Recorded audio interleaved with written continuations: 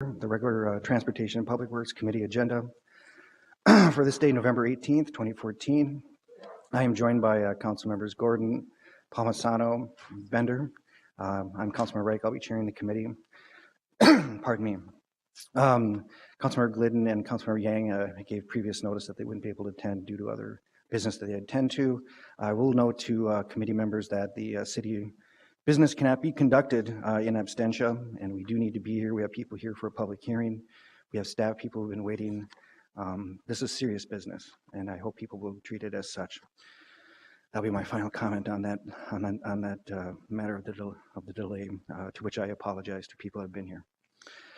We have a series of consent items. I'm going to hold on those to get right to the public hearing. And we will address the consent items after that.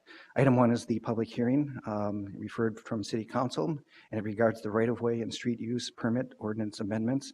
And I believe we'll have a staff presentation to go over the details. Mr. Chair, Nora Schuckman from the Regulatory Services Department, known as the Deputy Director of Operations and Business Improvements. Thank you, Mr. Chair. Committee members, Noah Schuckman from Regulatory Services. These changes are being requested to address issues with the existing ordinance and the use of the word vehicles in it, which caused issues for our Traffic Control Division last winter doing enforcement on storage units and dumpsters. The language was developed by Public Works, CPED, Regulatory Services, and the City Attorney's Office, and the main goal was to both clarify enforcement roles and make it easier for staff from all three departments, Reg Services, Public Works, and CPED, to do enforcement this coming winter of the ordinances as appropriate. There are a number of other changes that are fairly minor in the ordinance as well. And to be specific, Chapter 430 changes include requiring a permit to place dumpsters and storage containers in the public right-of-way, but includes specific requirements for placement, location, relocation, and use. The requirement to attach dumpster and storage container permits to the exterior of the dumpster or storage container, broadened authority for enforcement by multiple city departments, including Public Works, Regulatory Services, CPED, and the Police Department, which enables more effective evening and weekend enforcement. And then changes to Chapter 91 include clarifying edits that are associated with the fees related to the permit, and the placement restrictions reiterate much of the parking code is related to vehicles, but clarifies that the same spacing applies to dumpsters and storage pods. These changes are to clarify for permit holders the expectations and required actions that they will be needing to take during snow emergencies specifically, but throughout the year. There was notification of the expectations made by CPED in September.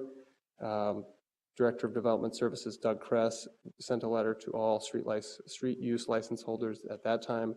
And then Regulatory Services sent a notice on November 7th to all street use license holders of today's public hearing and the ordinance amendment proposals. There's staff from Public Works and CPED and Regulatory Services here to answer questions if you have them. Otherwise, I'm here for questions. Any questions for the presentation for staff? Seeing none, thank you. I will open the public hearing. And this is the public hearing for the right-of-way street use permits ordinance amendments as described by staff in the presentation. We do have people that have signed in with the clerk's office. I will call them in order, starting with Betsy Cruz or Kraus. Betsy Kraus.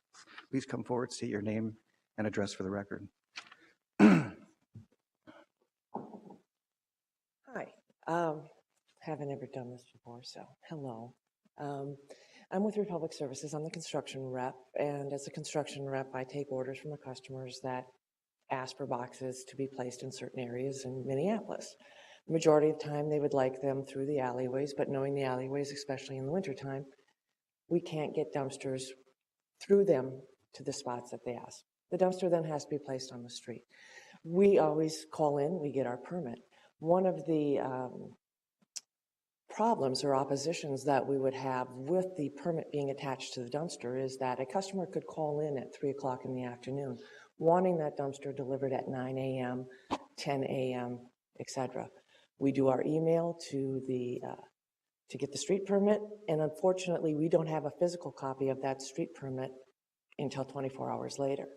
And that would require additional people to run out to various locations to try to attach these permits. We're wondering if there is a different venue that could be done, or a different thought process that could be done. So we could not have to have that permit physically attached. We're also wondering, how is this permit going to withstand wind, rain, and just people walking by tearing it off? How would it be affixed to the container so that it would remain on the container? We were just looking for a better solution for the requirement of a visible permit, whether that be changed to have the construction companies have to be responsible for getting the permit and having then that as part of their building permit process, or not. But we're just looking for a different type avenue so that we're not having to find dumpsters that were ordered and then go out and place those street permits after the delay of getting them physically. Thank you. Thank you for your comments. Do we have anyone else signed in? Does anyone else wish to come forward and give you testimony? We do have other written comments that have been submitted for the record from different parties. So that will be recorded and reflected upon. But if anyone wishes to come forward and use this public forum and wish to come forward, seeing none, I will close the public hearing. And perhaps there could be a comment to the questions raised by the first presentation, if there are any readily available comments. Mr. Kress, I hear that you may have some pertinent insight.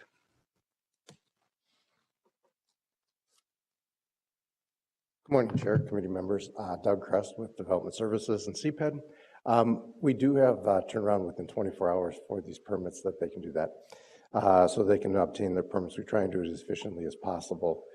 I think 24 hours is a reasonable time period for that. As far as placing them onto the dumpster, a suggestion that we have made to other companies, whether that's the dumpster or the storage units, we're suggesting that somebody just take a piece of plexiglass and drill that right onto the sides of their dumpster or their storage units and be able to slide the permit right into that. We think that that's a fairly easy way to address the issue. The other thing is people can take those plastic sleeves and tape those onto the property or onto the dumpster or the storage unit itself. We realize that sometimes wind or other things may damage those. The citations, if they were to happen, we could look at ways of remedying that as well. But I think that this is a reasonable way to do that. The challenge that we have is that there are many dumpster and storage companies that do not obtain the permits, and we want to ensure that the streets are safe and that whenever a storage unit or dumpster is on the street during a snow emergency, that we're able to contact that individual then and be able to remove that. Last year, we had quite a few of them that we ended up having to track down to figure out who the companies were that did not get permits and get them to move them whenever we had life safety issues, whether that was the emergency vehicles trying to get through or just our dumpsters to get, or our plows to get through the streets. Any questions per the questions that were raised and responded to? Seeing none, I will move the right-of-way street use permit ordinance amendments as submitted by staff. Any discussion on this item? Any discussion on this item? All in favor say aye. Aye. Aye. Dissenting nay. That carries. Thank you very much. We now will go through the consent items. Any member can pull any item as they wish, starting with item 2, which is the 2015 uniform assessment rates. Street construction, street renovation, street resurfacing, alley construction, and resurfacing uniform assessment rates. Item 3 is the capital project closeouts with a series of actions as listed, and this will be referred to the Ways and Means Budget Committee. Item 4 regards the 24th Street East Snelling Avenue Street Reconstruction Street Project. And a series of actions approving the amendment 2014 adopted capital budget for the project area and the revenue for the project by $1,100,000 from the Metropolitan Council of Little Communities Demonstration Grant Funds and $652,000 from the special assessments. Approving the resolution designating the location of the improvements and receiving the cost estimate of $1,400,000 for the reconstruction portion of the project and $115,000 for the street lighting portion of the project the list of benefit properties, directing the city engineer to prepare the proposed special assessments against those properties, and setting the public hearing for January 20th, 2015. And this will be referred to the Ways and Means Committee. Item 5 is the Toltz King Duval Anderson contract amendments, authorizing extension of the master contract for parking ramp, skyway, mechanical, electrical improvement projects, extending the scope from scope 10 to June 30th, 2015, extending scope 11 from September 1, 2015. This will be referred to Ways and Means. Item 6 is the street resurfacing special assessment appeal, approving settlement and authorizing execution of documents necessary to effectuate settlement of the special assessment appeal asserted by Nearco 4 LLC, and authorizing reduction of special assessments at 409 West Broadway to $5,250, at 1912 Forest Street North to $1,750, reducing the adopted assessed special assessments for the project and reducing the bond sale request. This will be referred to Ways and Means Committee. Item 7 is authorizing the extension of the term of master funding agreement for the Metropolitan Council for the Nicollet Central Modern Streetcar Project from December 31st, 2014 to December 31st, 2015. That will also be referred to Ways and Means Committee. Item 8 is the Holidazzle Village Minneapolis Holiday Market, approving application for a large block event to operate outside the requirements set forth in ordinance. Item 9 is the 54th Street Street Reconstruction Project from Penn Avenue South to Lyndale Avenue South. Resolution directing the city engineer to proceed with a formal request for variance from the MnDOT state aid rules for the vertical profile of 54th Street West from Fremont Avenue South to Girard Avenue South. Item 10 regards the Minnehaha Avenue Street Reconstruction Project. Approve the resolution designating the location of the improvements proposed, receive the cost estimate of $14,400,000, list the benefited properties, and directing the city engineer to prepare proposed special assessments against those properties, and set that public hearing to be held January 20th, 2015, and authorizing negotiation of a construction cooperative agreement with Hennepin County to be brought before the council for ratification upon review by the city attorney's office. Item 11 is the Nawada Boulevard Minnehaha Avenue Street Reconstruction Project. Designate the location for the improvements, receive cost estimate of $2 million for the benefit of properties, assess against those properties, and set the public hearing for January 20th, 2015. Item 12 is denying the following request for critical parking areas in accordance with staff findings at 42nd Avenue from 46th Street East to Nawada Boulevard, even side only, and Nawada Boulevard from Minnehaha Avenue, 42nd Avenue South, south side only. Item 13 is approved resolution supporting Metro Transit C-Line Arterial Bus Rapid Transit Project along Penn Avenue North. And item 14 is accepting a single bid of Jeans Water Sewer for an estimated annual expenditure of $175,000 for private water services. Private water service valve relocates, disconnects, and curb stop repairs, and accepting low bid of Infrastructure Technology Incorporated for an estimated expenditure of $364,549.26 for a small diameter sewer system cleaning. Anyone wish to pull any of those items from the consent? Seeing none, all in favor as listed in the consent agenda, say aye. Aye. Dissenting name. That carries, and we have concluded today's business. Thank you very much.